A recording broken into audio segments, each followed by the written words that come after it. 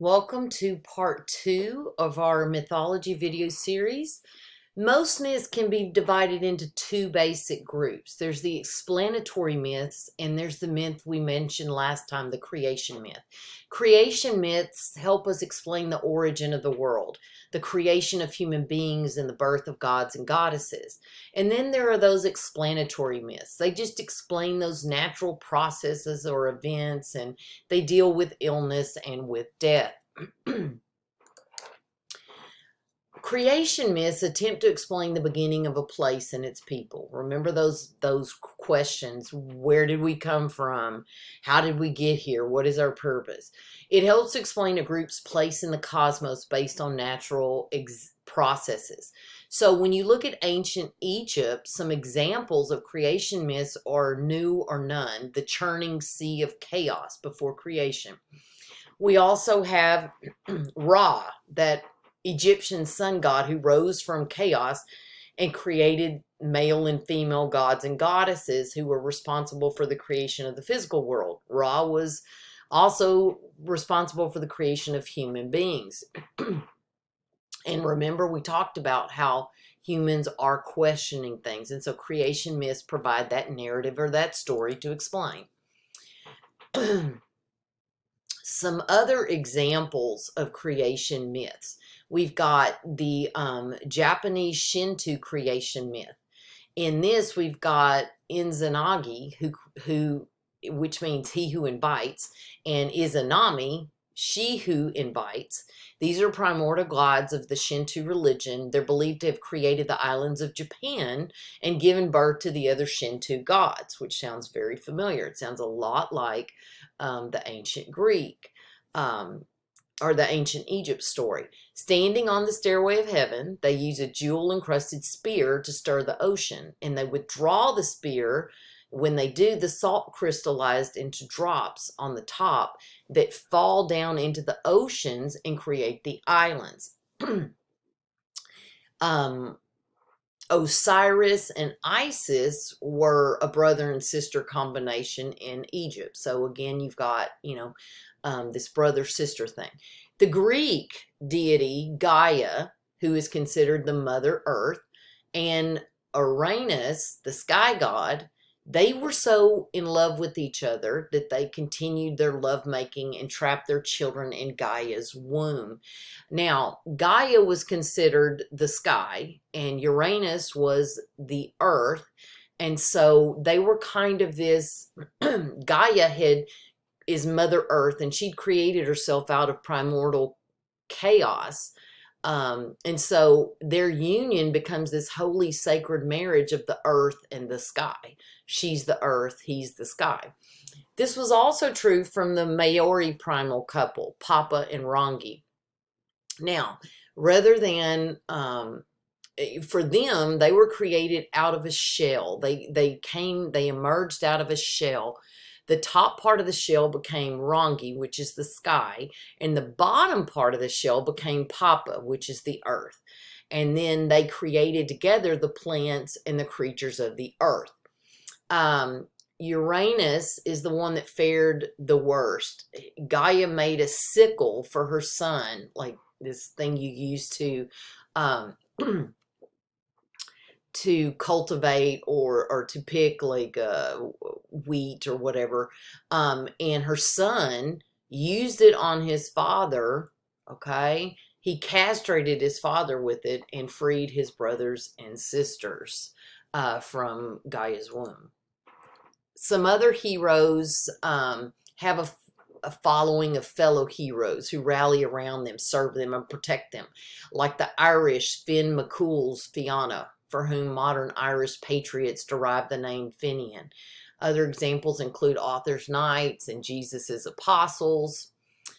There are some powerful women stories. Stories of powerful women often feature a female with an air of supernatural mystery who mates with another powerful ruler and is the mother to her nation.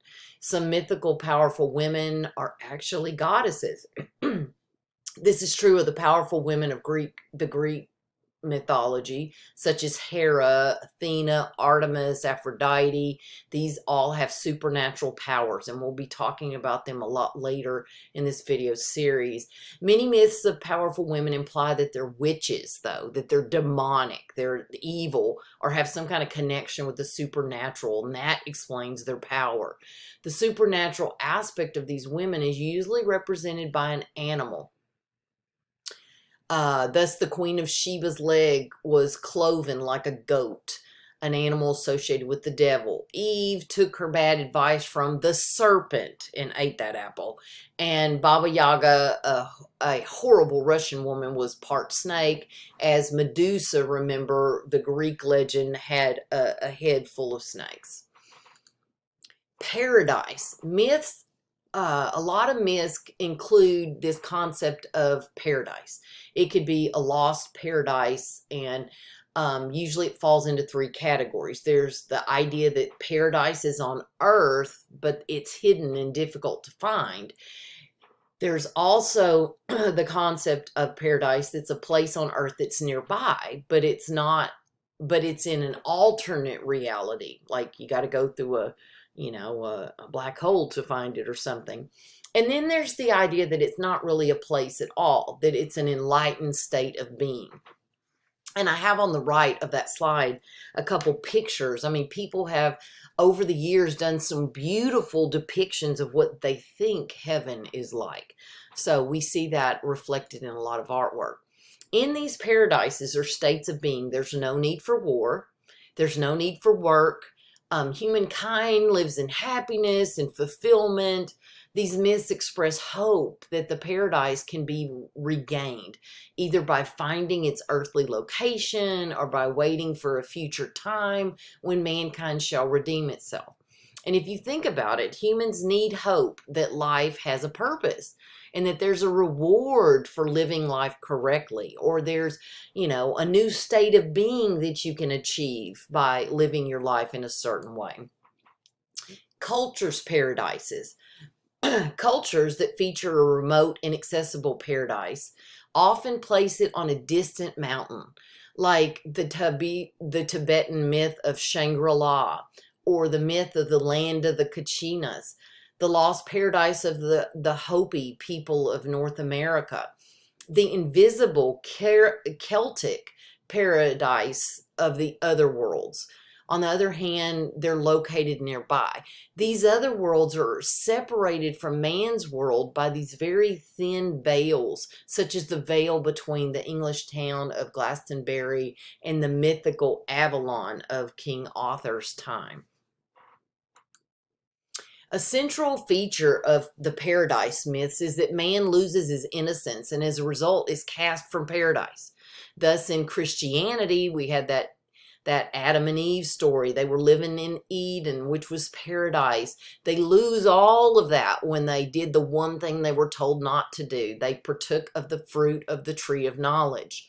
The Hopi Indians believed that man once lived in an underworld paradise, even until licentiousness caused the waters to rise and flood him out. The Hindus believe that the earth has had 4 progressively worst ages. The first was Krita Yuga, the first and perfect age, lost to man due to his actions. So we see that idea of paradise and losing it in multiple cultures. Most North American native cultures also believe that there are 4 or 5 ages, starting with a golden age. In Greek classical mythology, the reign of Cronus, the father of Zeus, had peace and harmony, and humans did not grow old. They just stayed young, and they died peacefully. This was lost when Prometheus gave the secret of fire to men, and Zeus allowed Pandora to open her box, which unleashed evil. So even the gods and goddesses lost some of what they had. Now, that brings us to explanatory myths. These explain certain events or phenomena. For example, there's the story of Helios or Helios. This was the Titan god of the sun. So Helios is the Greek sun god, whom the Romans called Sol. Most often people viewed or or portrayed him as a mighty charioteer. So you see in the visual him on a chariot, driving his flaming chariot or gleaming horses from the east to the west across the sky each day. At night, according to the legend, he crossed back to the east by floating in a golden cup on the stream of the ocean, the mythical river thought to encircle the flat earth.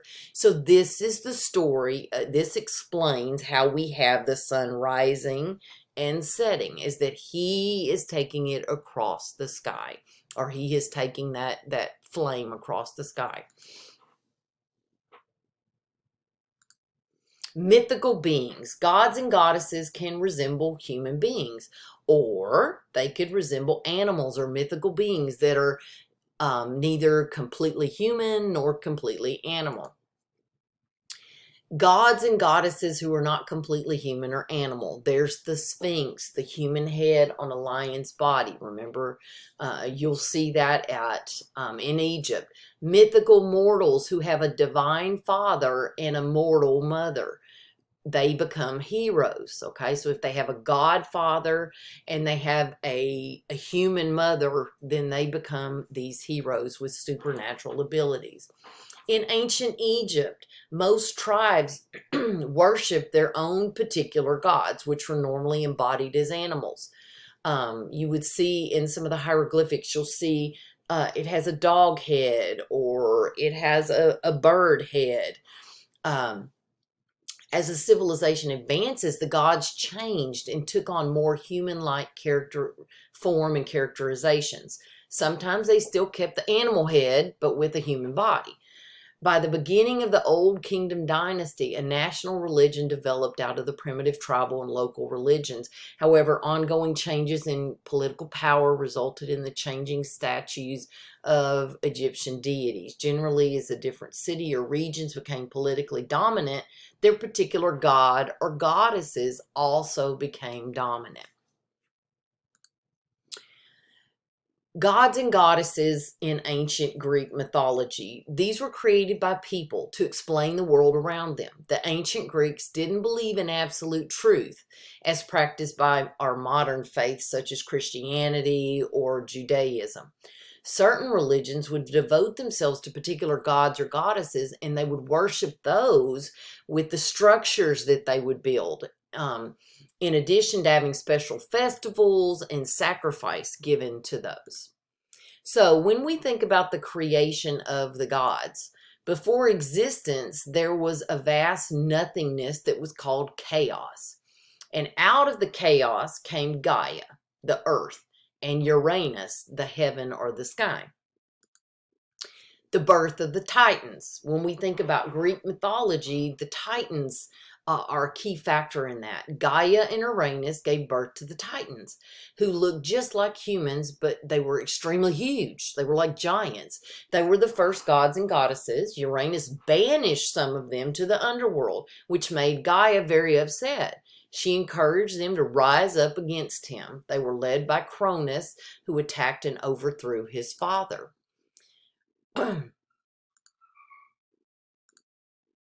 Cronus married his sister Rhea, and they had 5 children. Before they were born, Cronus was warned that they would overthrow him the same way he had overthrown his father. Karma, right? When each child was born, he swallowed them whole. When Rhea gave birth to Zeus, she wrapped a rock in the blankets and pretended it was her son. Cronus swallowed the rock, and Zeus grew up hidden so that he would be safe. Cronus is overthrown.